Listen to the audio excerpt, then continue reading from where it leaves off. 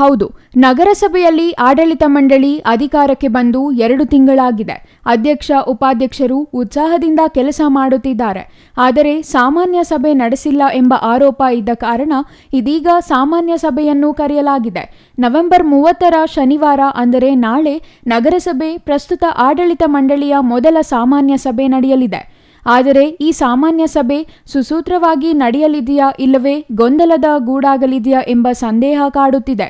ಈ ಸಂದೇಹಕ್ಕೆ ಕಾರಣ ಸಾಮಾನ್ಯ ಸಭೆಯ ಅಜೆಂಡಾ. ನಗರಸಭೆ ಅಧ್ಯಕ್ಷ ಗಜೇಂದ್ರ ಅವರು ಹಲವು ವಿಚಾರಗಳನ್ನು ಒಳಗೊಂಡ ಅಜೆಂಡಾ ಸಿದ್ಧಪಡಿಸಿದ್ದು, ಅಜೆಂಡಾದಲ್ಲಿರುವ ವಿಚಾರಗಳನ್ನು ಚರ್ಚೆಗೆ ತರಲು ಕೋರಿದ್ದಾರೆ. ಆದರೆ ಅಧ್ಯಕ್ಷರ ಅಜೆಂಡಾದಲ್ಲಿ ಒಂದು ವಿಚಾರ ತಿದ್ದುಪಡಿ ಮಾಡುವ ಜೊತೆಗೆ 4 ವಿಚಾರಗಳನ್ನು ತಿದ್ದುಪಡಿ ಮಾಡಿ ಗುರುವಾರ ರಾತ್ರಿ ನಗರಸಭೆ ಪೌರಾಯುಕ್ತರು ಕೋರಿ ಜೆಂಡಂ ಹೆಸರಿನಲ್ಲಿ ಹೊಸ ಆದೇಶ ಮಾಡಿದ್ದಾರೆ.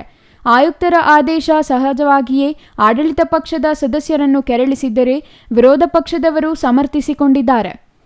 ಅಲ್ಲದೆ ಅಜೆಂಡಾ ಹೊರತುಪಡಿಸಿ ಹಲವು ವಿಚಾರಗಳು ಚರ್ಚೆಗೆ ಬರುವ ಅವಕಾಶವೂ ಇದ್ದು, ನಗರಸಭೆ ಪೈಪುಗಳ ಕಳವು ಪ್ರಕರಣಕ್ಕೆ ಸಂಬಂಧಿಸಿ ಸಾಮಾನ್ಯ ಸಭೆಯಲ್ಲಿ ಚರ್ಚೆ ನಡೆಯಲಿದೆ ಎಂದು ಮೂಲಗಳು ತಿಳಿಸಿವೆ. ಗಜೇಂದ್ರ ಅಧ್ಯಕ್ಷತೆಯಲ್ಲಿ ಇದು ಮೊದಲ ಸಾಮಾನ್ಯ ಸಭೆಯಾಗಿದ್ದು, ಸಾಮಾನ್ಯ ಸಭೆಗೂ ಮುನ್ನವೇ ಸದಸ್ಯರಿಗೆ ಕೆಲ ಮಾರ್ಗಸೂಚಿಗಳನ್ನು ನೀಡಲಾಗಿದೆ. ಆದರೆ ಈ ಮಾರ್ಗಸೂಚಿಯಲ್ಲಿದ್ದ ಒಂದು ವಿಚಾರ ತಿದ್ದುಪಡಿ ಮಾಡುವ ಜೊತೆಗೆ 4 ವಿಚಾರಗಳನ್ನು ಕೈಬಿಡಲಾಗಿದೆ. ಹಾಲಿ ಸಂಸದ ಡಾಕ್ಟರ್ ಕೆ ಸುಧಾಕರ್ ಅವರು ಈ ಹಿಂದೆ ಶಾಸಕರಾಗಿದ್ದ ವೇಳೆ ನಿವೇಶನ ರಹಿತರಿಗಾಗಿ ಆಶ್ರಯ ಯೋಜನೆಯಡಿ ಜಮೀನು ಮಂಜೂರು ಮಾಡಿಸಿದ್ದರು. ಹಲವು ಗ್ರಾಮಗಳ ಬಳಿ ಒಟ್ಟು 193 ಎಕರೆ ಜಮೀನು ಮಂಜೂರು ಮಾಡಿದ್ದು, ಈ ಜಮೀನು ಜಿಲ್ಲಾಧಿಕಾರಿಗಳಿಂದ ಪರಿವರ್ತನೆಯಾಗಿ ನಗರ ಅಭಿವೃದ್ಧಿ ಪ್ರಾಧಿಕಾರದಲ್ಲಿಯೂ ಅನುಮೋದನೆಯಾಗಿದೆ ಎಂಬುದು ಬಿಜೆಪಿ ಸದಸ್ಯರ ವಾದವಾಗಿದೆ. ಯಾವುದೇ ವಿಚಾರ ಆಗ್ಬೋದು, ಕಾನೂನಲ್ಲೇನಾದ್ರು ತೊಡಕಿದ್ರೆ ಅದು ಕಾನೂನಲ್ಲಿ ಅವಕಾಶ ಇಲ್ಲ ಅಂದರೆ ಚರ್ಚೆ ಮಾಡಿ ಮುಂದಕ್ಕೆ ಹಾಕ್ತೀವಿ.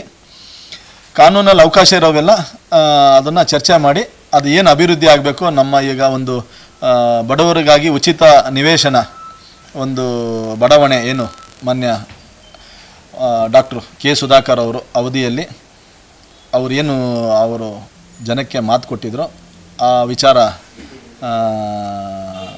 ಆಗ ಏನು DC ಕನ್ವರ್ಷನ್ನು, ಟೌನ್ ಪ್ಲಾನ್ ಅಪ್ರೂವಲು ಮತ್ತು ಹೌಸಿಂಗ್ ಬೋರ್ಡು ಇಂದ ಹಕ್ಕುಪತ್ರ ಎಲ್ಲ ವಿತರಣೆ ಆಗಿದ್ದು, ಈಗ ಅಭಿವೃದ್ಧಿ ಆಗಬೇಕಾಗಿದೆ. ಬಡವರಿಗೆ ನಮ್ಮ ನಿವೇಶನಗಳು ಎಲ್ಲಿದೆ ಅಂತೇಳ್ಬಿಟ್ಟು ಗುರುತಿಸಬೇಕಾಗಿದೆ. ಅದು ಈಗ ನಮ್ಮ ಜವಾಬ್ದಾರಿಯಾಗಿದೆ. ನಾನು ಈ ಸ್ಥಾನದಲ್ಲಿದ್ದು ನನಗೆ ಅವಕಾಶ ಸಿಕ್ಕಿರೋದ್ರಿಂದ ಬಡವರಿಗೆ ಏನಾದರೂ ಒಂದು ಅವ್ರಿಗೆ ನೀಡಿರ್ತಕ್ಕಂಥ ನಿವೇಶನಗಳನ್ನು ಗುರುತಿಸಿ ಅಲ್ಲಿ ನಿವೇಶನಗಳನ್ನು ಅಭಿವೃದ್ಧಿ ಮಾಡಿ ನಾವು ಅವರ ಸ್ಥಳವನ್ನು ಗುರುತಿಸಿ ಕೊಡಲಾಗೋದು ಅಂತೇಳ್ಬಿಟ್ಟು ಈ ಸಂದರ್ಭದಲ್ಲಿ ಹೇಳಲಿಕ್ಕೆ ಇಷ್ಟಪಡ್ತೀನಿ. ಈ ಬಡಾವಣೆ ಅಭಿವೃದ್ಧಿಯ ಬಗ್ಗೆ ಚರ್ಚೆ ನಡೆಸಲು ಅಜೆಂಡಾದಲ್ಲಿ ಪ್ರಸ್ತಾಪಿಸಲಾಗಿದ್ದು, ಪೌರಾಯುಕ್ತರು ಈ ವಿಚಾರವನ್ನು ಕೈಬಿಟ್ಟಿರುವುದು ಸದಸ್ಯರ ಆಕ್ರೋಶಕ್ಕೆ ಕಾರಣವಾಗಿದೆ. ಇದು ಸುಧಾಕರ್ ಅವರಿಗೆ ಹೆಸರು ಬರಲಿದೆ ಎಂಬ ಕಾರಣಕ್ಕೆ ಚರ್ಚೆಗೆ ಅವಕಾಶ ನೀಡದೆ ಕೈಬಿಡಲಾಗಿದೆ ಎಂಬುದು ಬಿಜೆಪಿ ಸದಸ್ಯರ ಆರೋಪವಾಗಿದೆ. 30ನೇ ತಾರೀಕು ಏನು ನಗರಸಭೆಯಲ್ಲಿ ಸಾಮಾನ್ಯ ಸಭೆ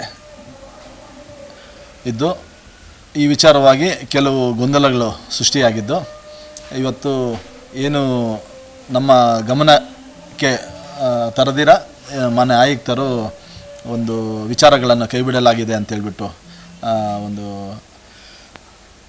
ಆದೇಶವನ್ನು ಮಾಡಿದ್ದಾರೆ. ಅದು ಯಾವುದೇ ಕಾರಣಕ್ಕೂ ಅವ್ರ ವ್ಯಾಪ್ತಿಗೆ ಬರೋದಿಲ್ಲ. ಏನು ಅಜೆಂಡಾ ಆಗ್ಬೋದು ಅಧ್ಯಕ್ಷರ ವ್ಯಾಪ್ತಿಗೆ ಬರ್ತೈತೆ. ಅದಕ್ಕೆ ಈ ಎಲ್ಲ ವಿಚಾರಗಳು ನಗರಸಭೆಯಲ್ಲಿ ಚರ್ಚೆ ಆಗಿ ಅದು ಆಗೋದು ಬಿಡೋದು ಅದು ಸಭೆಯ ನಿರ್ಣಯ ಆಗ್ತದೆ. ಅಂದರೆ ವಿಚಾರ ಅಂತೂ ಚರ್ಚೆ ಅಂತೂ ಆಗೋದಂತೂ ಖಚಿತ. ಯಾವುದೇ ಕಾರಣಕ್ಕೂ ಯಾವುದೇ ವಿಚಾರಗಳನ್ನು ಮುಂದೂಡಲಾಗಿಲ್ಲ. ಅದು ವಿಚಾರ ಚರ್ಚೆ ಮಾಡ್ತೀವಿ. ಇನ್ನು ಸದಸ್ಯೆ ಸ್ವಾತಿ ಮಂಜುನಾಥ್ ಮಾತನಾಡಿ, ಆಶ್ರಯ ಯೋಜನೆಯಡಿ 193 ಎಕರೆ ಜಮೀನು ಅಭಿವೃದ್ಧಿ ಮಾಡಲು ಸಾಮಾನ್ಯ ಸಭೆಯಲ್ಲಿ ಚರ್ಚೆಗೆ ಅವಕಾಶ ಕೋರಿದ್ದೇವೆ. ಆಯುಕ್ತರು ಒಪ್ಪುತ್ತಿಲ್ಲ. ಪೌರಾಯುಕ್ತರಿಗೆ ಏನು ತಡ ಇದೆಯೋ ಗೊತ್ತಿಲ್ಲ. ಸಂಸದ ಸುಧಾಕರ್ ಅವರಿಗೆ ಹೆಸರು ಬರುತ್ತೆ ಅಂತ ಈ ರೀತಿ ಮಾಡುತ್ತಿದ್ದಾರೇನೋ. ಪೌರಾಯುಕ್ತರ ಮೇಲೆ ಯಾರು ಒತ್ತಡ ಹಾಕುತ್ತಿದ್ದಾರೆ ಗೊತ್ತಿಲ್ಲ ಎಂದು ಹೇಳಿದ್ದಾರೆ. ಆಶ್ರಯ ಅಡಿ ಯೋಜನೆಯಡಿ 193 ಎಕರೆ ಜಮೀನನ್ನು ಅಭಿವೃದ್ಧಿ ಮಾಡಲಿಕ್ಕೆ ನಾವು ನಾಳೆ ಸಾಮಾನ್ಯ ಸಭೆಯಲ್ಲಿ ಚರ್ಚೆ ಮಾಡಲಿಕ್ಕೋಸ್ಕರ ಅದು ಅಭಿವೃದ್ಧಿ ಮಾಡಬೇಕು ಅಂತ ಮೀಟಿಂಗಲ್ಲಿ ಇಟ್ಟಿದ್ದೀವಿ. ಅದು ಆಗಬಾರ್ದು ಅಂತ ಪೌರಾಯುಕ್ತರು ತಡೆ ಮಾಡ್ತಾ ಇದ್ದಾರೆ. ಅದು ಯಾಕೆ ಅಂತ ಗೊತ್ತಾಗ್ತಾ ಇಲ್ಲ. ಬಡ ಜನರಿಗೋಸ್ಕರ ಸಹಾಯ ಆಗಲಿ ಅಂತ ನಾವು ಅದನ್ನು ಹೇಳ್ತಾ ಇದ್ದೀವಿ. ಪೌರಾಯುಕ್ತರಿಗೆ ಏನು ಒತ್ತಡ ಇದೆಯೋ ಅಂತ ಗೊತ್ತಿಲ್ಲ. ನಮ್ಮ ಶಾಸಕರಾಗಿದ್ದ ಸುಧಾಕರ್ ಅವರ ಹೆಸರು ಮುಂಚೂಣಿಯಾಗಿ ಬರುತ್ತೆ ಅಂತ ಅವರು ಈ ರೀತಿ ಮಾಡ್ತಿದ್ದಾರೇನೋ.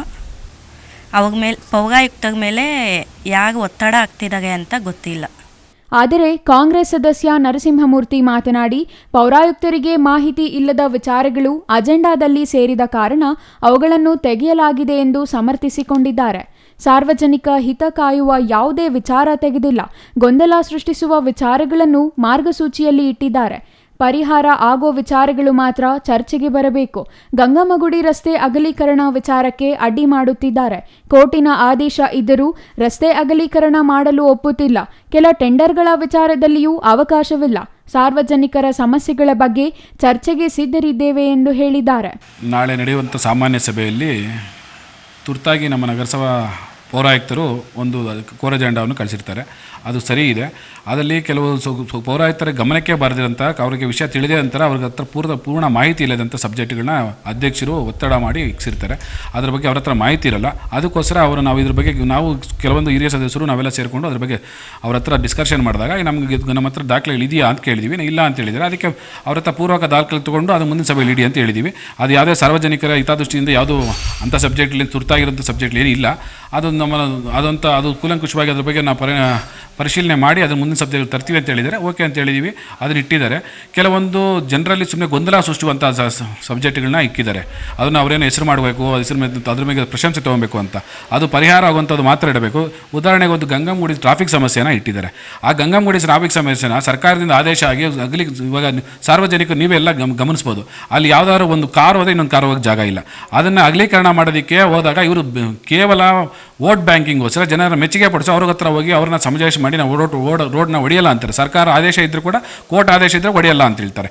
ಮತ್ತು ಅದನ್ನು ಟ್ರಾಫಿಕ್ ಸಮಸ್ಯೆನ ನಿವಾರಣೆ ಮಾಡ್ತೀವಿ. ಯಾವ ಥರ ಮಾಡ್ತಾರೆ? ಅದಕ್ಕೆ ಪರ್ಯಾಯದ ರಸ್ತೆ ಇಲ್ಲ, ಅದಕ್ಕೆ ಯಾವುದೇ ಥರದ ನಾವಲ್ಲಿ ಜಾಗನೇ ಇಲ್ಲ, ಅಲ್ಲಿ ಸ್ಟ್ಯಾಂಡ್ ನಾವು ಪಾರ್ಕಿಂಗ್ ಮಾಡೋದಕ್ಕೆ ಅಲ್ಲಿ ಜಾಗನೇ ಇಲ್ಲ ಅಂತ. ಅದಕ್ಕೆ ಒನ್ ವೇ ಮಾಡೋದಕ್ಕೆ ಪರ್ಯಾಯ ರಸ್ತೆನೇ ಇಲ್ಲ. ಒನ್ ವೇ ಒಂದು ಮಾಡ್ಬೋದು. ಒನ್ ವೇ ನಾವು ಹೇಳಿದ್ವಿ, ಒನ್ ವೇ ಯಾವ ಥರ ಮಾಡ್ತೀರಾ?